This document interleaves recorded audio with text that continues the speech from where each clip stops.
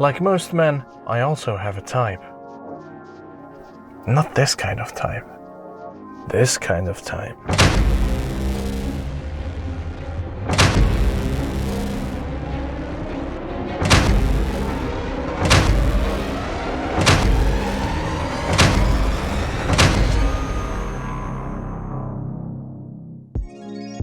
Now that we have cleared that up, let's move on to today's car, which is a small crossover, and those usually come in fancy colors and they usually have dreadful automatic gearboxes. But not this one.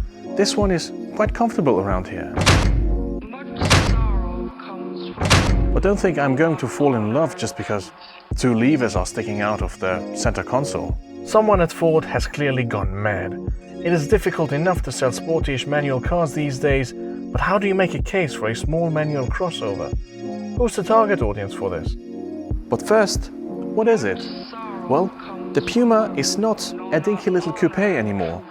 It is a dinky little crossover now, based on the Fiesta. So in a sense, the Puma has been eclipsified, except Ford has really tried. Speaking of the Fiesta, that one, or the ST, has an equally dinky 1.5 litre 3-cylinder making 200 horsepower. Yes, the Puma ST is a Fiesta ST on stilts. So, whether it was a skunkworks project and the engineers faked their manager's signature to make it happen, or whether it was a marketing exercise tying it to the WRC project, it doesn't matter. It's a manual car and it exists. But is it any good?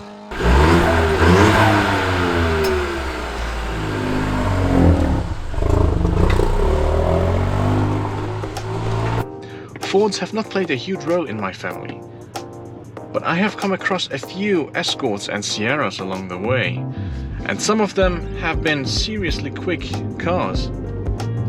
And I was very cheerful when the third generation Focus spawned an RS version.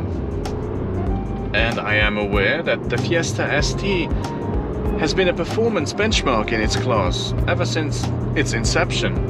Looking at the interior, they seem to have taken the matter quite seriously. Look at these Recaros.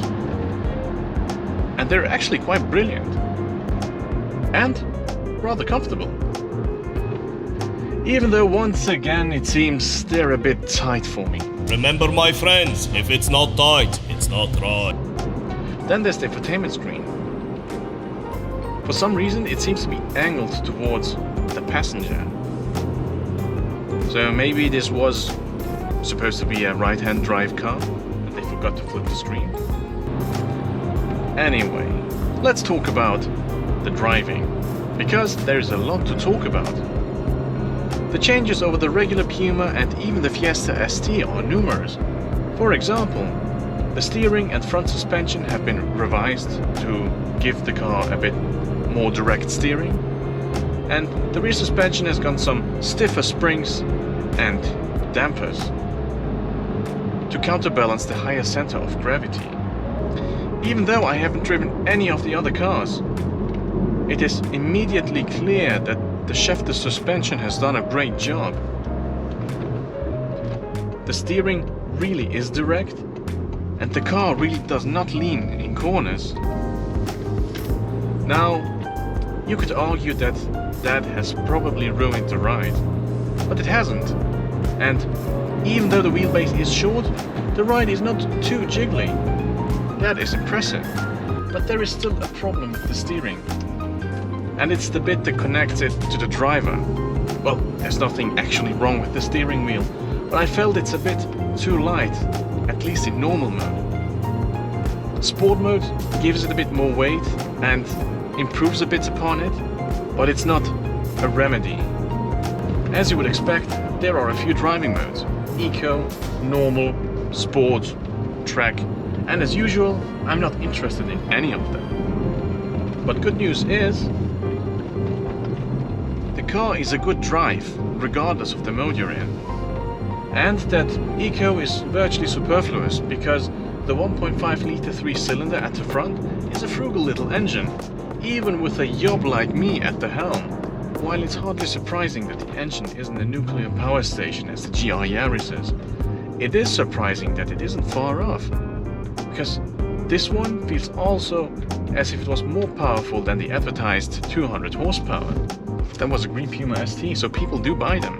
Not many people seem to be aware of this, but it actually matters how much of the power a car can actually put down on the road. Shocking! So this Puma ST comes with a Quaife limited slip differential between its front wheels, which helps to keep the up to 320 Nm of torque in check.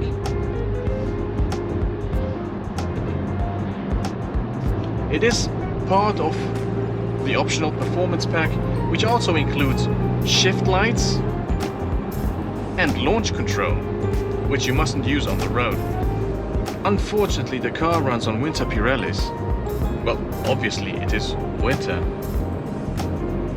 And not on Michelin's Pilot Sport 4S, which is Ford's excellent choice of summer tire.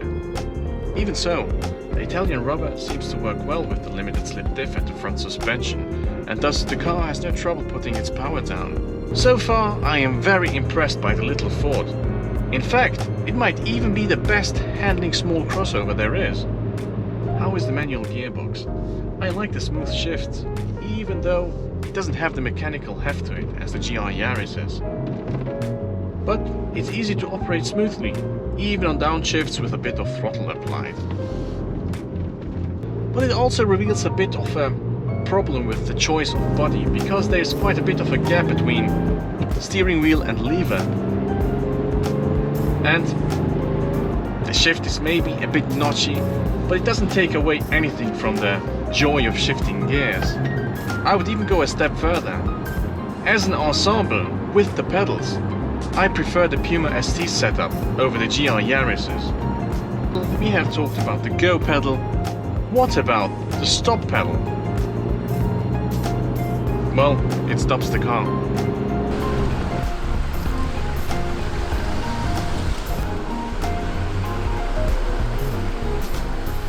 I like cars that feel like they have been thoroughly engineered for handling, and while it doesn't feel like a Civic Type R, it does feel like it has been thoroughly engineered. And now I understand how the Fiesta ST is the small hatchback benchmark, and Ford has done a brilliant job translating that into a chassis with a higher center of gravity. I love when cars put you up to mischief. Hot hatchbacks tend to have that effect, at least on me. And as it turns out, small crossovers too. I enjoyed my week with the Puma ST, and while it may have just missed the Driving Distilled award, it's an extraordinarily fun car. In fact, it's the most fun of the crossovers and SUVs. It is, unsurprisingly, the benchmark in its class.